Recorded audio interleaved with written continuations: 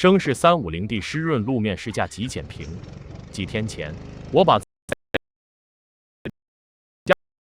观点发到了网上，收到了很多小伙伴的热情反馈，其中有几个问题大家关心的比较多，我梳理了一下，大概有下面这些。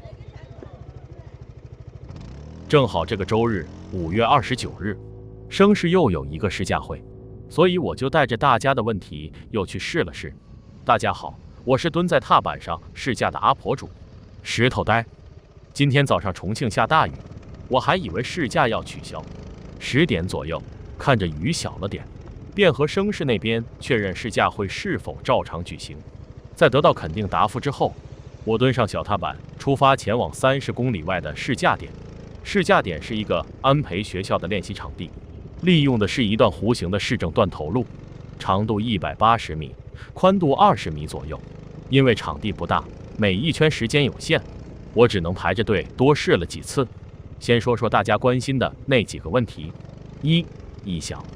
在上一个视频里面，我提到了那台试驾车存在类似传动打滑的异响问题。幸运的是，这台车没有这样的问题。我好几次专门拉住前刹，给油测试都没有出现。可是这台车却存在官方说的后悬挂异响，具体说很像弹簧高频振动碰到金属物体的声音，这个声音和发动机的频率似乎相关，大家可以听一下。我猜想之前那台试驾车的异响应该是个案，如果可以，我最近会再去试驾一下。2、运动模式和经济模式。根据小伙伴满城烟雨醉的提示，这次我一上车就把模式调整到了 S 模式。和 310-M 相比， 350D 即便在运动模式下，中低速区间的加速性能也没有特别大的提升。不过两辆车的加速的感受是不太一样的， 310-M 似乎更加暴躁一些。结合上一期我提到的发动机的参数， 350D 的最大扭矩区间相较 310-M 是滞后了500转的。我猜测 350D 应该在80公里以后的后段加速应该会更强一些。3、走走停停是否冲车。我用我第一端的技术试了试穿桩，因为穿桩的时候需要不停地控制油门加速，我可以很负责任地说 350D 不会冲，很稳。4、油门迟滞。这台车的油门响应是没什么问题的，但是相较于 310-M 的暴躁， 350D 的从容总是让我觉得动力的输出有点慢。5、风挡效果。小伙伴努力比例 WK 不好意思，今天的试驾车也是安装的矮风挡，而且试驾的距离非常短，我还是没有办法告诉你风挡的具体效果。不过据说试驾车安装矮风挡是官方统一的要求，出发点我不知道，没准是为了的降低试驾车风阻。好了，上面就是针对之前视频里面大家关注的几个问题。除开这些，因为今天地面湿滑，而且是封闭场地，可以稍微放开。我在试驾的过程中有一些新的感受想和大家分享。1、轮胎性能。正新的这套半热熔轮胎初步感觉还不错的，尽管我开的试驾车的里程表只有11公里，地面比较湿滑，我又是油门全开，刹车捏死的在测试，但无论在加速还是刹车的时候，轮胎的抓地力都在线，没有打滑。我大致了解了一下，这一套轮胎前轮型号为 CM576， 花纹编号 56S， 零售价格应该在450元左右。后轮 CM577， 花纹编号 68S， 零售价格650元左右。看来性价比还不错，短时间应该不用考虑升级轮胎。有朋友谈到 350D 的前轮花纹装反了，不过 350D 的前轮都是工厂装好发货的，难道是工厂装反了？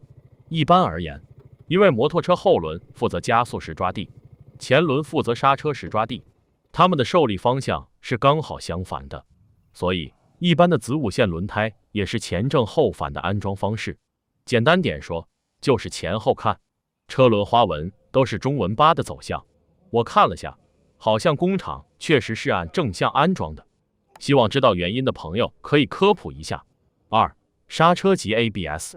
在之前的视频里面，我提到 350D 的刹车感觉不错，今天在湿滑道路条件下，实际感受下来还是很能给人信心。而且11公里的里程，新刹车也没有什么异响。不过这套刹车也是有点问题的，左手后刹的空行程很短，说实话，这让开惯了 UY 的我有点不习惯。而右手的前刹却存在一定的空行程，我几次全力刹车都是后轮 ABS 快速介入，前轮的 ABS 几乎没有介入，单独捏前刹也很难捏出 ABS。另外 350D 的 ABS 介入感很轻微，声音和手柄的反馈都不大。我个人认为后刹那么早介入，或者说后轮大幅先于前轮介入，是不是一个合适的设定？在相同的制动力之下，必然是前轮更容易达到滑动极限。希望官方可以科普一下这么设置的出发点。3.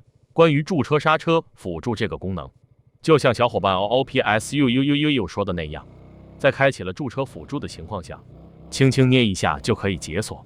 我之前就说过，这个功能对重庆这种地方的车手非常友好，不光是临时驻车，也包括停车驻车。只是我觉得这个功能如果能有个传感器，能够在未解锁的情况下给用户一个声光提示就更好了。4. 仪表的滞后，仪表的车速有比较明显的滞后，比如这段视频的时候，希望厂商可以看看是否有改进的空间。以上就是通过这次简短试驾之后的一些看法，欢迎小伙伴和我在评论区讨论。感谢您的观看，我是蹲着骑踏版的石头呆，我们下次见。